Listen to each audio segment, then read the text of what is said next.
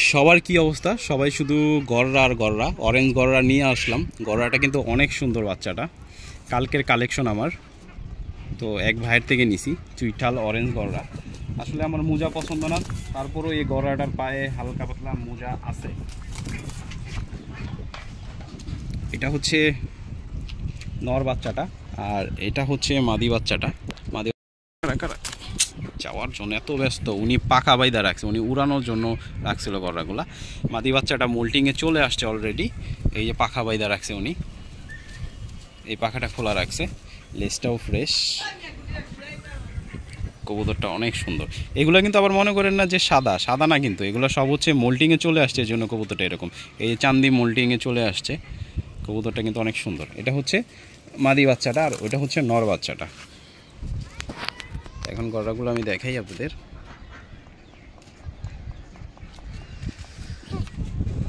এখনই পেঁ করে একদম মানে ওনার সাথে কথা বলেছি আমি যে আসলে আমার একজোড়া গররা দরকার, কিন্তু অনেক ভালো হতে হবে। তো রোদ্রে যেহেতু আনছি, গররার চোখগুলো কিন্তু মনিগুলো ছোট ছোট হয়ে যেতেছে। আর পায়ের মোজাটা একটু দেখাই। পায়ের মোজাটা হচ্ছে এই দেখুন, পায়ের মোজাটা ভিজা, কালকে যখন আনছি তখনই ভিজা ছিল।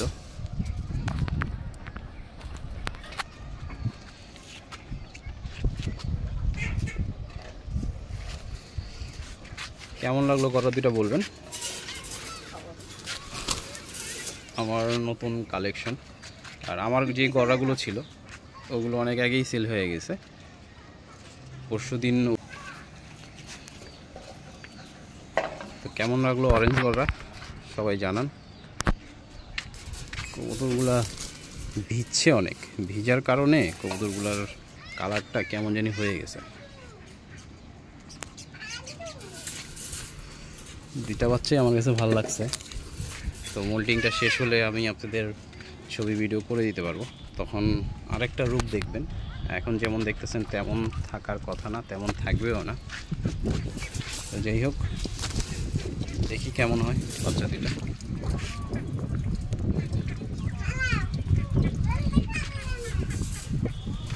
রেসারগুলা কার? রেসারগুলা উঠতেছে।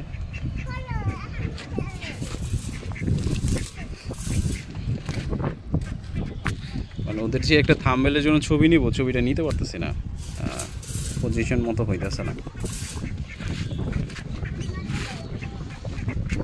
এই বাচ্চাটা এখনই ডাকে, এই বাচ্চাটা ঘুরে ঘুরে ডাকে। ওই বাচ্চাটা মাদি হওয়ার চান্স অনেক বেশি। আচ্ছা, নর্মাদি হইলেই হয় একটা। হ্যাঁ হ্যাঁ হ্যাঁ, এভাবে দেখা হয়েছে হয়েছে হয়েছে হয়েছে না, আমার শুধু ঘুরেই যাবে। ভয় পাইতেছে, উপর থেকে দেখা ভয় পাইতেছে, আবার মুড়াইতেছে। কেমন লাগলো গররাগুলা জানাবেন সবাই। ঘুরা দেখা।